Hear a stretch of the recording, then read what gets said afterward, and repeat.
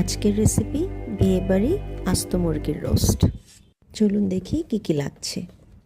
Chicken marinate করার জন্য আমি নিয়েছি দই, আদা রসুনের পেস্ট, মরিচের গুঁড়ো, একটু লবণ।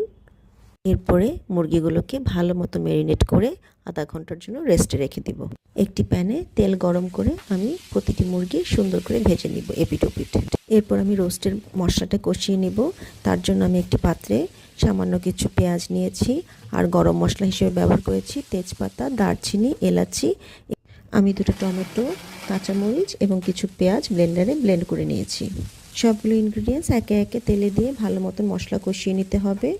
আমি সামান্য পরিমাণের দুধের সাথে কিছু কাঠবাদাম পেস্ট করেও নিয়েছি। এই সবগুলো উপকরণ ভালোভাবে তেলের উপর কষিয়ে নিতে হবে এবং অ্যাড করেছি সামান্য টমেটো সস।